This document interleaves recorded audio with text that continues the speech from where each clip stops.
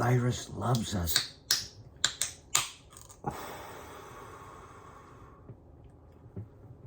The virus loves us.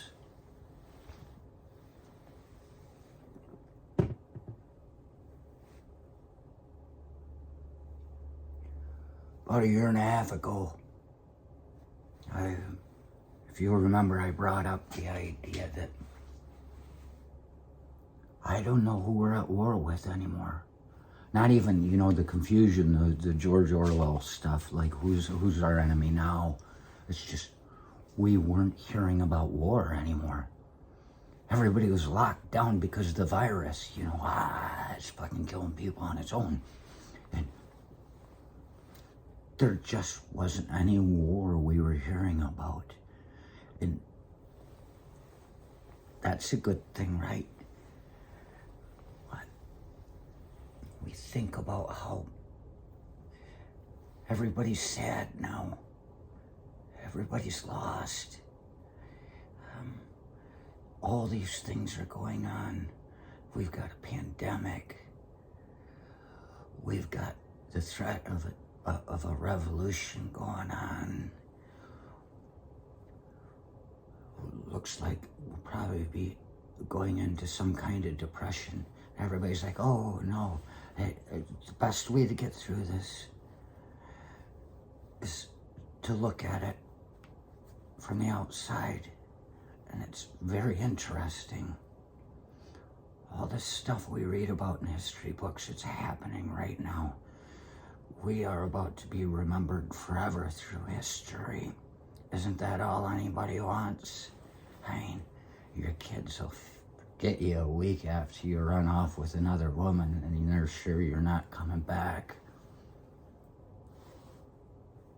There's one person forgotten. But we all as a whole will be remembered because we've got the fucking pandemic. We've got possible depression coming. We've got revolution going on, but we don't have war.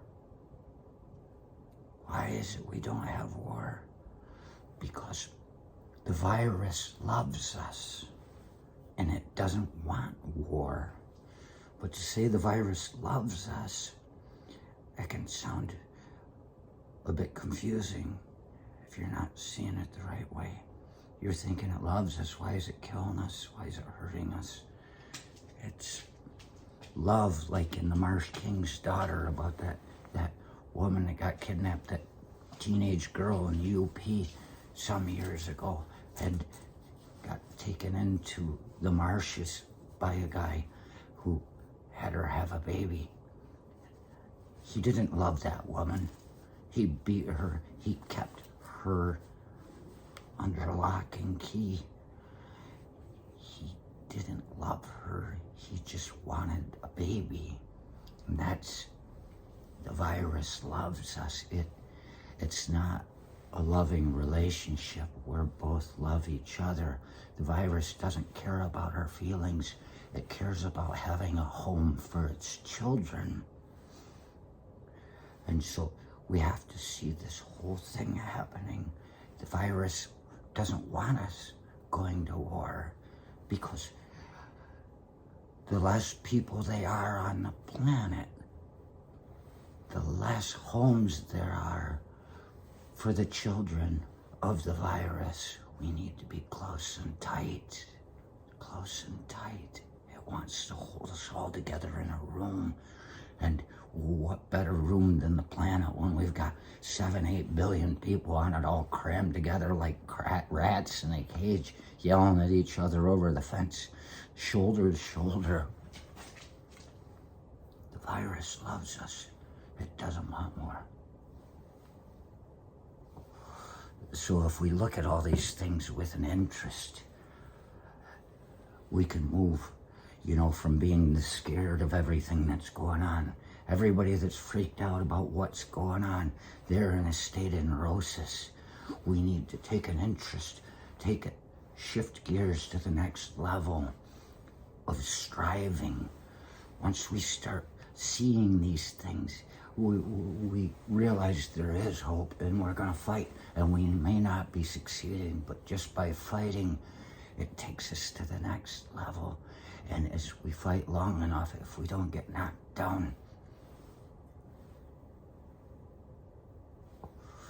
by war or the virus or each other, which each other is a war in its own right. The virus is God, doesn't want humans killing each other.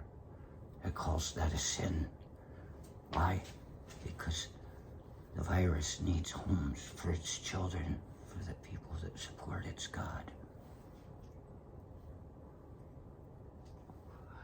And if we see enough of it, we can shift gears out of striving to coping. I once knew a guy, his last name was Copes.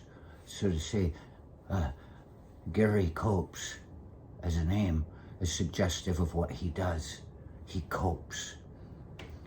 He's gone above the level of neurosis, of striving, to the level of coping.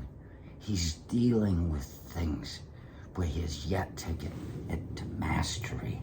And that's what we need to do. We need to be coping and learning from the things we find interesting and take it to the level of mastery, to put it together and find a way that everybody understands. And then we can make things balanced again. Let Gary change his name to Mastery. Gary Masters.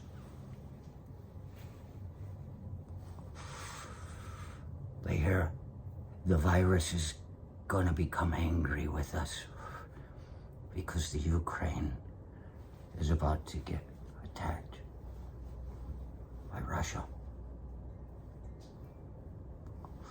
which may be about to send us into the Third World War. So we've got a pandemic, we've got the possibility of a Great Depression, we've got revolution, a real attempt that hasn't ended yet, and now we're getting war. If we keep doing this stuff and we start dying off, we will die off if we can't stand together, because there will be problems with sewage. Who's gonna fucking work on somebody's septic when they believe in something else? If we're not careful, the virus is gonna hate us. And if it hates us, what will happen then?